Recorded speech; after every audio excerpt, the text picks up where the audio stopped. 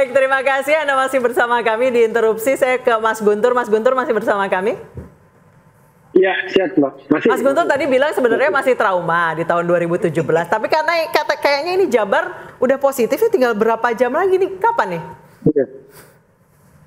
Jadi intinya kan kita kan tidak boleh mengulangi kesalahan yang lalu. Kalau yang lalu seperti itu ya jangan diulangi lagi. Kan intinya seperti itu. Trauma dalam arti kan tidak mau lagi terjebak kepada kesalahan yang sama.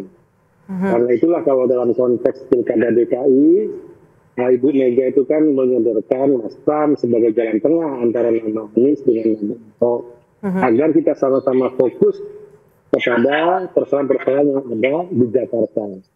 Kemudian yang menarik, Mbak, Mas Anies itu kan kita lihat kalau dalam bahasa saya ini, bahasa di komunitas kami ini kembali ke hikmah, kembali ke akarnya. Waktu beliau itu sebagai rektor Paramadina, sebagai tokoh Islam yang moderat, sebelum beliau itu dikelilingi oleh kelompok-kelompok dan tokoh-tokoh yang sering disebut sebagai tokoh-tokoh intoleran. Ini kayaknya Mas Guntur nyindir Pak Mardhani ya? Sekarang kan sudah tidak. Ya kan? Enggak. Waktu Pilpres kan masih sama PKS. Tapi kan di situ ada Caimin. Ada Caimin yang juga ikut memoderasi di sekelilingnya. Nah, sekarang saya kira kalau orang sudah berubah, ya kita terimalah perubahan itu. Dan menurut saya juga Pak Prabowo juga dipilih karena masyarakat juga melihat beliau sebagai sosok yang berubah, kan? Bukan seperti Pak Prabowo tahun 2014, bukan 2019, tapi Pak Prabowo dengan sosok yang baru, kan? Yang lebih humble, yang hijawani, gitu kan. Jadi kalau orang sudah mau berubah, kita lihat perubahan-perubahan itu, gitu, secara positif, ya. Jangan menstigma seseorang dengan persoalan-persoalan yang sudah ada di belakang. Begitu, Mbak. Oke, jadi gimana? Jabar siapa, Mbak? Yang masuk. Jabar siapa? Belum nih. Biasanya wartawan kan sering mendapat informasi pertama. Belum nih. Masih ongoing nih, kayak Mas Guntur kan harusnya lebih tahu dong.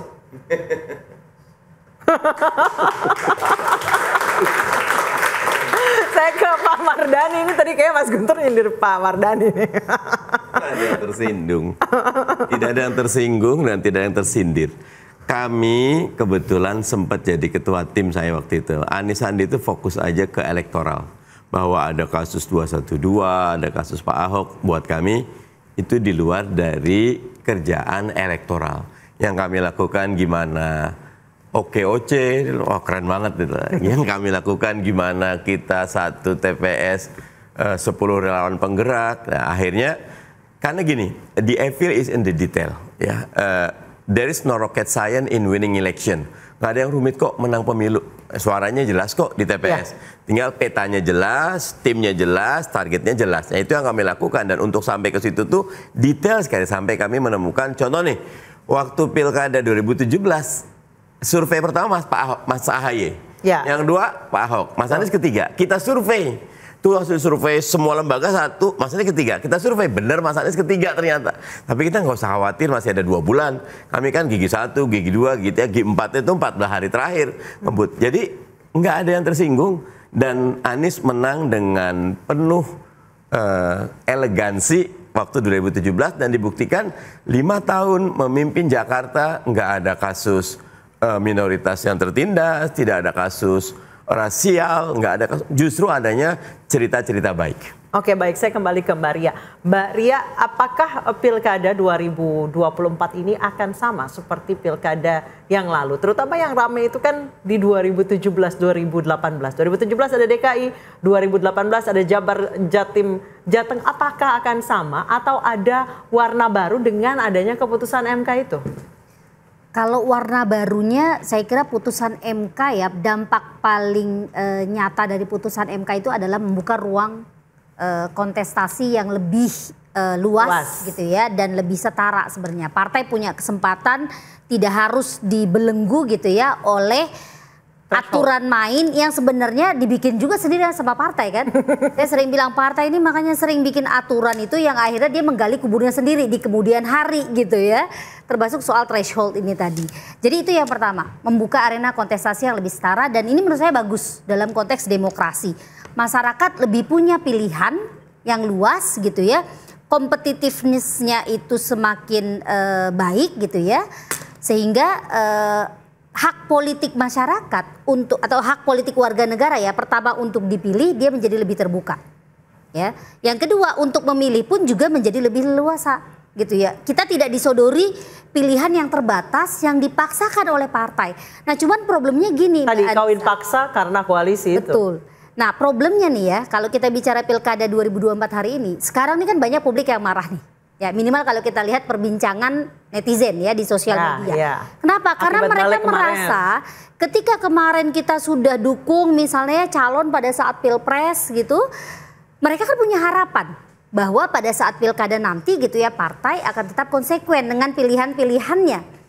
Nah cuma ternyata pada saat pilkada sekarang ini partai punya logiknya sendiri, partai punya pilihannya sendiri yang menurut saya kesannya adalah mengabaikan aspirasi para pemilihnya di pilpres dan pileg lalu.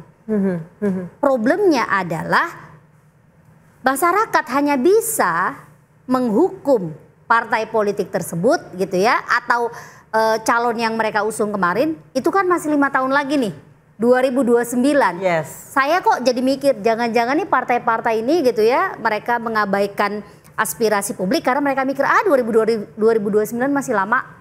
Ntar juga lupa. Saya mau bertanya ke Pak Mardhani sebenarnya, mengapa partai mengabaikan aspirasi masyarakat yang memilihnya di Pilpres dengan berbelok ke Kimples? Untuk yang koalisi di pusat ya, saya kira kalau yang pilkada kan memang ada faktor kita kalau di pilkada itu tidak terlalu mempertimbangkan pilpresnya siapa. Jadi boleh saja pilpresnya boleh Pak Prabowo dengan Gerindranya, Golkar, macam kita boleh saja. Kami memang di PKS kalau buat pilkada dibebaskan. Tidak harus ikut koalisi perubahan di pilkada ya. Kalau di pilkada. Kalau terkait dengan bagaimana sikap PKS, setahu saya PKS nanti akan mengumumkan sikap jelasnya apakah bergabung dengan Kim Plus secara keseluruhan ataukah punya catatan lain, nanti teman-teman DPP akan mengumumkan. Tetapi buat saya pilihan koalisi oposisi kadang-kadang bukan pilihan yang misal sifatnya akidah, benar salah tidak. Ini teknis taktis saja, strategis. Kita boleh karena memang toh di sini bukan musuh, di sini juga bukan berkawan secara ideologis. Yang penting semuanya punya kepentingan untuk membangun negeri. Itu saja. Oke, saya ke Mas Dev. Pendaftaran tinggal beberapa jam lagi, tidak ada putar arah lagi? Tidak ada. Tidak ada. Semua sudah fix, sudah selesai. Baik, sudah fix untuk berlaga di Pilkada 2024. Golkar sudah punya jagoan-jagoannya semuanya? Semua sudah disebar, B1 KWK-nya sudah dibagikan dan sudah sebagian besar sudah mendaftar. Oke, baik. Saya ke Mas Iwan. Mas Iwan ini masih belum juga ini. Belum coba ya? di WhatsApp temennya. Jadi enaknya begini, kalau film tadi, tahu kan film India? Kalau saya bilang film India, bintang itu harus belakangan. Oke. Kalau cepat langsung bubar kan. Jadi inilah indahnya demokrasi kita. Tapi saya tambahkan tadi Mbak Nisa, kenapa tadi partai-partai banyak berubah? Karena memang putusan 60 itu merubah semua strategi. Gitu. Suka apa tidak suka, ini kok berubah? Memang berubah. Jadi ibarat main bola tadi udah diatur lawannya begini, tiba-tiba berantakan semua. Yes. Gitu. Jadi kenapa berubah itu wajar. Kalau partai politik itu tadinya mereka yang nggak bisa jadi bisa. Gitu. Tadinya harus berteman, ya sekarang sendiri juga bisa gitu. Dan punya potensi. Iya. Nah, karena partai itu kan memang dibuat untuk mencari pemimpin kan. Kalau memang nggak cari pemimpin ngapain? Tadinya kan karena nggak cukup, mau nggak mau kan harus mendukung orang lah, ya kan? Ini udah cukup karena sangat rendah sekali. Bagus ya, bagus. Itu umpamanya seperti DKI ini, itu sebenarnya 8 pasang bisa. Tadi kalau lebih cepat lagi, 1 bulan sebelumnya, mungkin itu bisa 5 pasang loh itu. Benar. Ya itu udah, karena memang antara pilpres seperti 2012 lalu ya, banyak. Bagus, ya bagus. Ya nanti calonnya banyak, seperti kata Ustadz Madari tadi, Jabar itu bagus kalau nanti semuanya maju. Jakarta ini pun begitu juga kan, Nah, setelah banyak yang maju, baru hukumnya dirapikan lagi, money politiknya, supaya kita membangun bangsa ini, Mbak Anissa. Ya capek juga melihat bangsa ini terkapar begini-begini terus, ya kan? Ya, jadi itu harus diperbaiki supaya kita melompat jauh ke depan bangsa ini. Oke, baik. Begitu, Mbak Anissa. Baik, saya kembali ke Mas Guntur. Mas Guntur, sudah tinggal beberapa jam lagi, masih belum ada kejutannya ini. Kredit title sudah mau diputar, Mas Guntur, oleh KPU. Sebentar lagi selesai. Ini kapan ditunggu kejutannya? Atau bagaimana selama ini, sejauh ini komunikasi Pak Anies dengan Ibu Megawati? Adakah yang mandek? Kejutannya itu sampai penutupan, Mbak. Penutupan kan jam 12 malam. Ya. Berarti sebelum 12 malam PDI Perjuangan akan mendaftar ke KPUD Jawa Barat. Jadi kejutan itu akan dibicarakan pada esok hari. Yang menjadi headline di media-media. Jadi wartawan harus begadang ya malam ini, Mas Guntur ya? Iya. Terus kemudian kalau komunikasi antara Ibu Mega dengan Mas Anies kan memang belum pernah ketemu ya, Pak. Oke. Tapi kan kita sudah menjembatani lah. Dan saya kira kan Mas Anies tuh tokoh intelektual yang sangat menghargai pemikiran. Tapi Pak Anies sudah pernah mencoba untuk bertemu Bu Mega?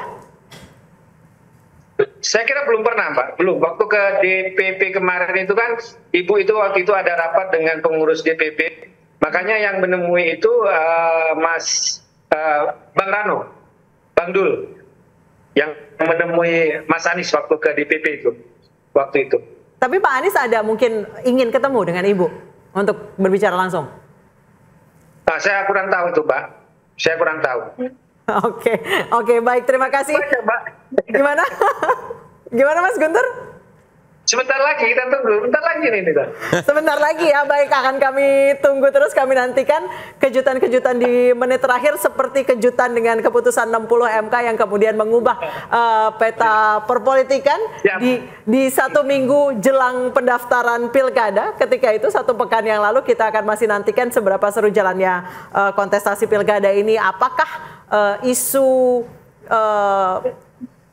kelompok itu masih akan digunakan di pilkada kali ini? Kita harapkan tidak.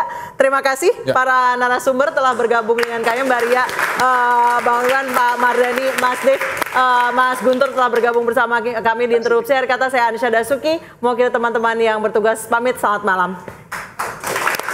Thank you, Mbak Ria. Thank you, Mas.